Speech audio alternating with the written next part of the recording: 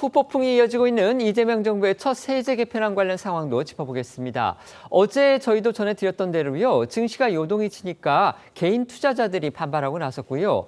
여당 내에서도 우려 목소리가 잇따랐죠. 여당 지도부 내부 논의에 들어가겠다 이렇게 밝힌 상황이고요. 그 기대감에 또 간밤에 미국 증시의 훈풍까지 더해지면서 오늘 코스피는 어제에 이어서 이틀 연속 상승세를 보이고 있긴 합니다. 하지만 관련 시행령 결정권을 갖고 있는 대통령실은 오늘 오전에도 여당 결정을 지켜보겠다 이런 미온적인 태도를 보여서 불확실성은 여전하다는 그런 지적이 나오고 있습니다. 그렇습니다. 지금 코스피가 1.39% 정도로 상승했는데요. 어제에 이어서 상승세를 계속 유지하고 있습니다.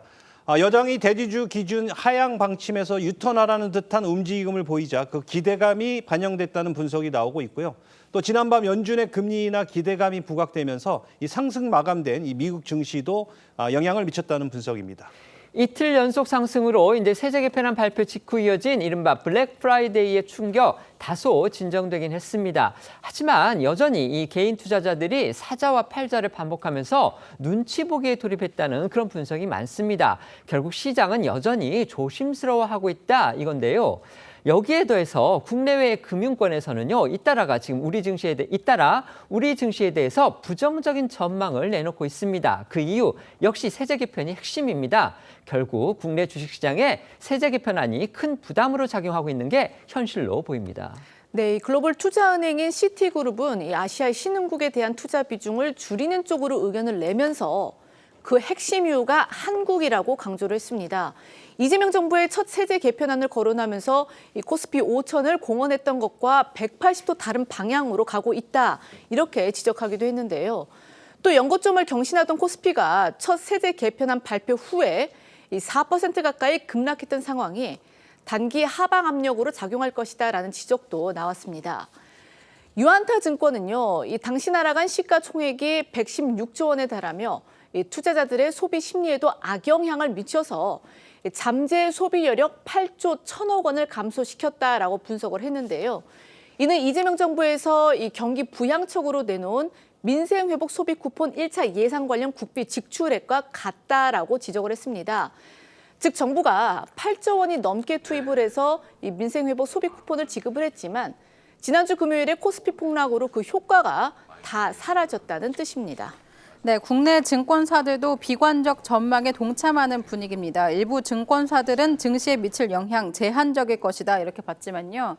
세제 개편안이 그대로 입법될 경우 연말까지 투자 매력도가 약화할 수 있다 이런 전망과 함께 전통적인 12월 강세 흐름에도 제약이 발생할 수 있다는 경고도 나왔습니다.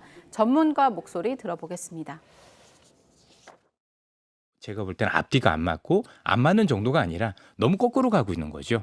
대통령께서 지금 우리한테 주신 메시지는 난 지속 5천을 갈 거야라고 크게 얘기하셨어요. 굉장히 파격적인 제안이란 말이에요. 그러면 이를 뒷받침하는 제도도 파격적이어야 되는 거죠. 우리나라의 대주주 기준은 100억이었었습니다. 그런데 시대가 지나서 물가도 오르고 여러 가지 국민소득도 올랐는데 대주주 기준이 낮춰진다라는 건 상식에 맞지 않는다라고 봐요. 개인 투자자들의 분노도 계속되고 있습니다. 이른바 개미들이 모여있는 개인 투자자 연합에서는요, 세제 개편안을 반대하는 집단 행동까지 예고하고 나섰고요. 반대 국민청원 현재 13만 8천 명을 넘어섰습니다. 그렇습니다. 지난주 목요일에 국회 국민동의 청원에 올라온 이 대주주 양도소득세 기준 하향 반대 청원은요, 지금까지 13만 8천여 명의 동의를 얻은 상황이고요. 또 개인 투자자 연합인 이 한국 주식투자 연합회는요, 이 대주주 양도소득세 기준을 10억 원으로 하향하는 세제 개편안은 이 증시 계엄령 수준이라면서 현행 50억 원을 유지해야 한다고 촉구했는데요.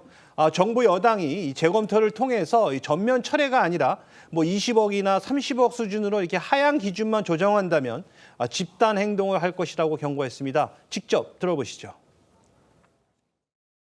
민주당의 행동은 말과 달리 5천이 아닌 2천을 향하고 있어서 주식 투자자들의 실망과 분노의 민심이 타오르고 있는 중입니다. 10억의 대주주가 되는 나라는 없으며 그 빈국인 베네수엘라도 그러지 않습니다. 50억 유지가 되지 않는다면 개인 투자자들과 연대해서 관철될 때까지 강력한 투쟁, 즉 민주당을 향한 대규모 집회와 시위를 이어갈 것입니다.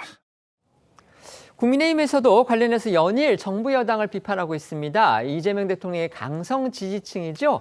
이른바 개딸만 무서워하지 말고 개인 투자자인 개미도 무서워할 줄 알아야 한다. 이렇게 꼬집고 있습니다. 네, 한동훈 전 국민의힘 대표는 SNS를 통해서 민주당 정권이 이미 시장에 지고 있다며 이 대주주 기준 하향과 증권거래세 인상, 이 노란 봉투법 등을 반증시 3종 세트로 규정해 처리를 요구를 했습니다.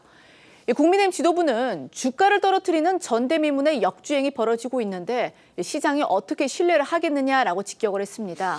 그러면서 민주당에 이 양당 간 세제 개편 합의 기구를 구성을 해서 합의적 논의의 틀을 마련하자 이렇게 제안하기도 했습니다. 들어보시겠습니다. 개딸 무서운 줄만 알지 말고 개미 무서운 줄도 알아야 할 것입니다. 하루는 돈을 뿌리고 다음 날은 세금을 걷어들이겠다. 이런 정책은 자기 모순의 극치라고 할 것입니다. 주가를 떨어뜨리는 전대미문의 역주행 정책을 펼치고 있는데 과연 우회전 깜빡이를 켜고 좌회전하는 이런 상황에서 어떻게 시장이 정부를 신뢰할 수 있겠습니까?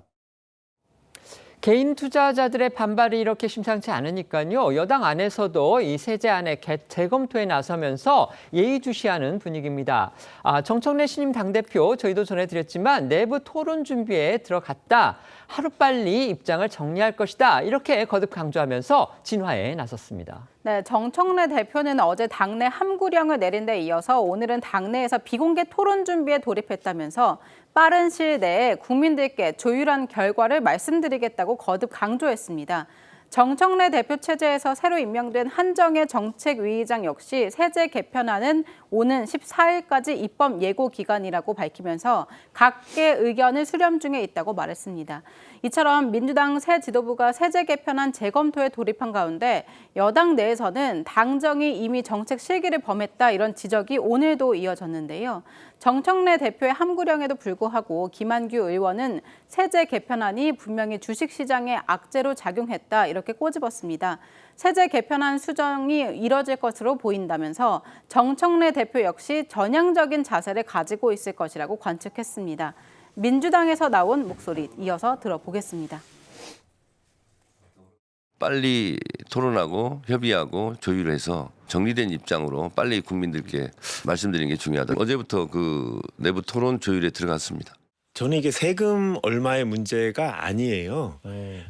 저는 이게 민주당의 방향성 내지 뭐 이미지를 보여주는 중요한 문제라고 생각해서 저는 내용이 좀 바뀔 여지가 있다라고 생각합니다. 그러니까 이제 당대표께서도 그런 말씀을 하셨던 거라고 생각하고요.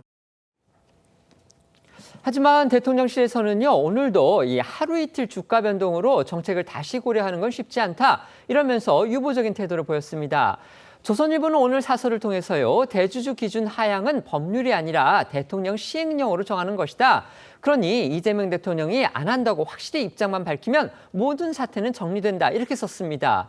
대통령실이 오늘도 자신들의 입장을 밝히지 않은 채 여당 내 의견을 들어보겠다. 이렇게만 말하니까 이 대통령의 속내가 과연 뭔지 의문이 제기되고 있는 겁니다. 앞서 뉴스원은요, 이 민주당 지도부가 이 대통령실의 세제 개편안에 대한 의견을 물은 것으로 파악됐다고 보도했고요. 이에 또 대통령실은 이 당내 의견을 수렴한 뒤 정리가 되면 이 대통령실에 전달해 줄 것을 요청했다고 전했습니다. 때문에 민주당에 이어 이 대통령실 역시 이 종합적 의견을 토대로 이 재검토에 나서겠다는 뜻을 시사했다는 해석이 나왔고요. 앞서 대통령실이 세제 개편안으로 주가가 급락했다는 비판에 대해 좀 더 분석해봐야 한다면서 이 선을 그었던 거는 비교해보면 상당히 좀 전향적인 입장으로 평가가 되고 있습니다. 하지만 대통령실은 오늘 브리핑을 통해 이 여당의 의견이 수렴이 되면 전달받겠다라고 한 것은 의례적인 절차일 뿐이며 이 같은 해석에는 선을 그었습니다. 오늘 또 이 주가 지수가 올랐다며 하루 이틀 주가 변동으로 이 정책을 다시 고려하는 것은 쉽지 않다고도 했습니다. 이 말을 액면 그대로 해석하면은요, 대통령실은 당정이 당초 합의해서 내놓은 이 세제 개편안 쪽에 더 마음이 있는 것처럼 읽힐 수도 있습니다. 앞서 짚어드린 여당 내 목소리들과는 그렇다면 온도차가 있는 것으로 볼 수가 있겠는데, 이처럼 여당 따로, 대통령실 따로의 흐름이 엿보이는 거, 이게 개인 투자자들의 혼선을 가중시키고 또 국내 주식시장에 불확실성을 키우는 한 요인이다. 이런 지적이 나오는 겁니다. 네, 그래서인지 오늘 오전 이 김현정 민주당 원내대변인도 논란이 오래될수록 주식시장에서의 불확실성이 계속 있기 때문에 빨리 결론을 도출하는 것이 좋다며 당내에서도 빠르게 결정을 내리는 게 필요하다는 공감대가 형성되어 있다라고 강조를 했습니다. 또 이 앵커 말씀하신 대로 논란이 되고 있는 대주주 기준은 국회 동의가 없어도 고칠 수 있는 대통령령으로 규정이 되어 있는 만큼 지금이라도 이재명 대통령이 직접 나서서 이 논란을 정리해야 한다라는 지적도 나오고 있습니다. 국내 주식시장의 불확실성을 하루라도 빨리 해소를 하고 투자자 혼선을 없애야 한다는 겁니다. 세제 개편안 논란, 이게 지금 주식, 증시 상황과 직결돼 있기 때문에 이렇게 지금 파장이 커지고 있는 건데요. 지금까지 확인된 정부 여당의 입장을 종합을 해본다면요. 일단 집권당은 재검토를 시사하면서 당내 토론에 돌입한 그런 상황입니다. 당 안에서 지금 우려의 목소리가 공개적으로 분출하고 있는 거 저희도 방금 전까지 전해드렸죠. 하지만 대통령실은요. 어제 오늘 브리핑을 통해서 이 재검토 가능성에 대해서는 좀 유보적인 그런 입장을 내놓고 있습니다. 이렇다 보니까 결국 여당과 대통령실이 뭔가 엇박자를 내는 거 아니냐. 그러니까 적어도 지금 상태만 놓고 본다면 엇박자를 내놓고 있는 것 같은데, 그렇다면 결국 최종 결정권자, 특히 대주주 기준의 하향은 대통령령으로 할 수 있기 때문에 이재명 대통령의 생각이 어떤지 이게 지금 관건이 될 것 같은데요. 결국 어떤 쪽으로 방향이 잡힐 걸로 보십니까? 일단 이번 세제 개편안은 정부와 여당이 모여서 합의한 안이었습니다. 그런데 그것이 금요일 증시에 미친 영향이 분명히 있었다고 판단을 하는 것이고요. 과연 그런데 이게 단기적으로 일시적 충격, 시장의 혼란 정도로 그칠 것이냐, 아니면 실제 10억 기준으로의 하향이 장기적으로 코스피 5천 시대를 공약으로 내놓은 이재명 정부의 경제 방향과 배치되는 방향으로 시장 흐름을 나쁘게 작용할 것이냐에 대한 검토가 필요하다는 것에 대해서는 분명히 입장이 정리된 거고요. 그래서 정청래 대표도 즉시 이란 이안, 그러니까 기존 안을 토대로 해서 관련돼서 금투세 증권거래소 다 연계된 세제 개편안 아니었습니까? 종합적 검토가 필요하니 이란 이안을 내서 토론해보고 이번 주 내로 입장을 정하겠다는 겁니다. 아까 김한규 의원 말씀처럼 이거 시간을 끌면 끌수록 시장의 불확실성이 커지고 그 경우에 위기가 현실화될 가능성이 더 높다는 점을 분명히 인식하고 있기 때문에 당내에서 신속히 입장을 정리하고 그 입장을 가지고 정부와 협의를 할 계획인 것으로 알고 있습니다. 네. 1,500만 개인 투자자 앞에는 지금도 불확실성이 해소가 되어 있지 않은 상태죠. 지금 정부와 여당의 이런 정책 혼선, 그리고 여당 주요 관계자의 실언, 이런 것들은 왜 나오냐 하면은 근본적으로 정책에 대한 철학이 부재하기 때문입니다. 사실 코스피 5천이라고 하는 것을 이재명 대통령이 일종의 정치적 수사로 내걸기만 했지, 왜 우리 주식시장을 육성해야 되는지에 대해서 근본적인 철학이 그 밑바탕에서 뒷받침되고 있지 않은 것이죠. 사실 돈이 부동산으로만 쏠리지 않게 하려면 국내 주식시장이 활성화되어야 합니다. 국내 주식을 투자해도 큰 돈을 벌 수 있더라라고 하는 것을 많은 분들이 체감하고 그런 인식이 보편화돼야 부동산으로의 돈 쏠림을 막을 것 아닙니까? 그다음에 기성세대는 부동산으로 그동안 큰 돈을 벌었습니다. 청년층의 자산 형성 기회를 충분히 줘야죠. 이런 것들에 대한 철학적 밑바탕이 있다면 지금과 같은 정책 혼선이 발생하지 않을 것이다라는 말씀을 드리면서